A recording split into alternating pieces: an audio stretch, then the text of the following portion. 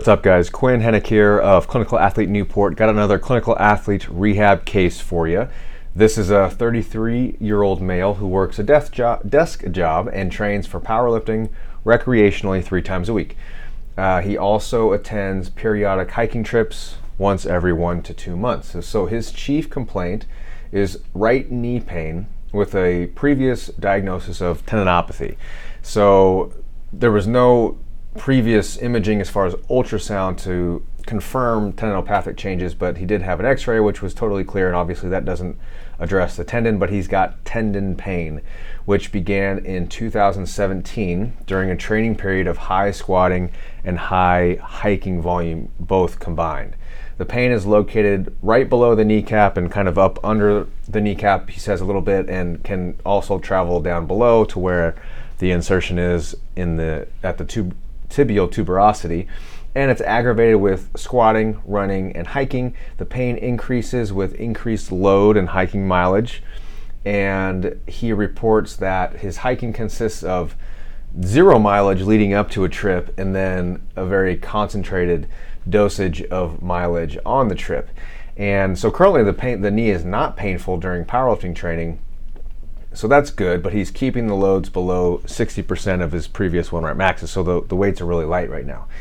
And he does report fatigue with heavier loads, and mentions that he shifts away from that knee or shifts to the left when the weights get heavier and or he feels fatigue starting to come on during the set. He notices that he unloads that leg. And then his secondary complaint is right foot pain, also starting at the same time in 2017. The pain is located in the area of the sesamoid bone, of kind of where the right MTP joint articulates there, and that's aggravated by hiking. It's not aggravated by powerlifting training, and the pain is also dependent, it's a dose response, so it's dependent on the length of the hike and the degree of elevation, so the terrain has an effect on the foot pain. Objectively, we found right knee flexion extension range of motion was all normal. His body weight squat barefoot, had him do like 10 reps, was no pain in the knee. I didn't really observe anything that would grossly say, wow, movement wise it looked like a pretty good squat. He hits below parallel, his back angle didn't really change all that much. He allows his knees to track forward naturally, feet stayed flat, so there wasn't really anything to pick up there, which is not surprising because he's not feeling any symptoms and his pain doesn't really come on unless it's loaded anyway. We tested right knee isometric extension torque with a tensiometer at about 60 degrees of knee extension. It was an isometric test, and we found a 90% limb symmetry index, so his right knee is 10% weaker, and it also hurt. So when we tested that, it was a little bit weaker. 10% is not that bad, but it did create his familiar symptoms. And interestingly enough, I have people do like graded warm-up sets, so they'll push 50% of max effort, 75% of max effort, 90%, then we'll go max effort. And his 50% max effort actually also elicited symptoms. So at about 50 pounds of foot, about 54 foot-pounds, he was feeling his symptoms already.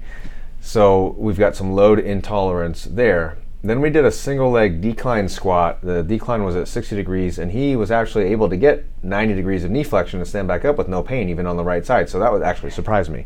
I thought that was going to hurt. He was able to do that though. As far as the foot, his great toe extension, ankle dorsiflexion, that was all within normal limits. There was no pain. I was doing, passive overpressure. There was nothing, couldn't really pick it up there. Not tentative palpation if I pressed right on the ventral MTP joint. We did a single leg calf raise barefoot for 20 reps to test kind of muscle capacity there, and he was able to get 20 reps on both sides, but he mentioned that the left side he felt like he probably had 5 reps left in the tank.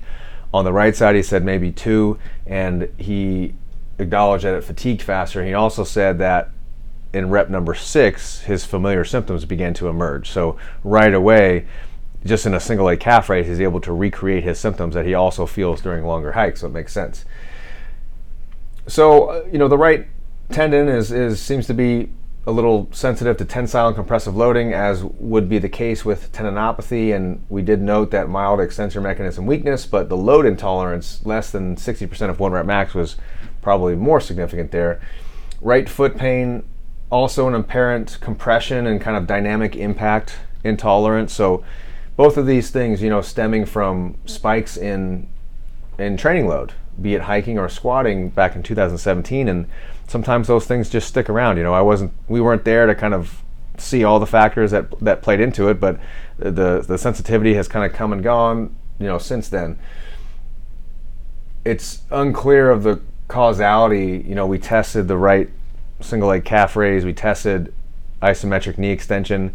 It both confirmed that there's a capacity issue or deficit on that right side. Chicken or egg. We can't say that that's a causal issue of what he's feeling or vice versa, but it's a deficit that we found. And so, some graded exposure and some direct loading to those areas is certainly warranted. And I don't plan on referring him out for any other imaging or referrals or ortho consult or anything like that. There's no need.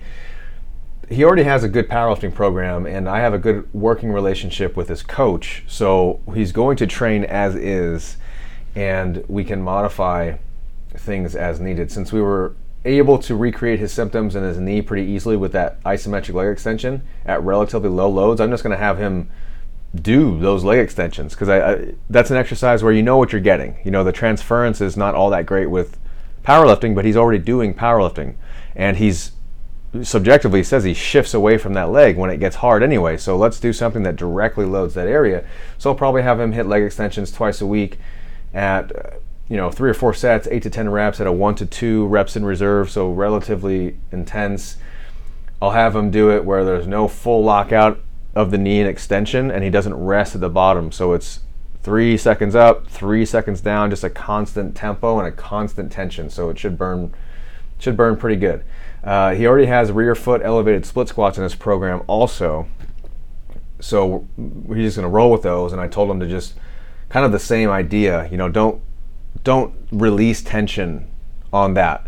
He can use shin angle to load that tendon, just get the quad to burn up. And we may even throw in some things like bicycle squats later on. We'll see how things go. If we need to modify his actual powerlifting training in regards to frequency of squatting, which is twice a week right now, tempo, load, volume, all those things, we can. It's just his weights are already really light because he's just working back into things. And like I said, I have a relationship with his coach, so we'll do that on an emergent basis. He's on my Clinical Athlete Rehab Retainer program anyway, which means I'm monitoring him through the process, and we'll make changes as appropriate. So I hope that was helpful, guys. These cases are posted on the Clinical Athlete website and also in the Clinical Athlete forum, where we're actually able to take a deeper dive into the discussion. All right, thanks.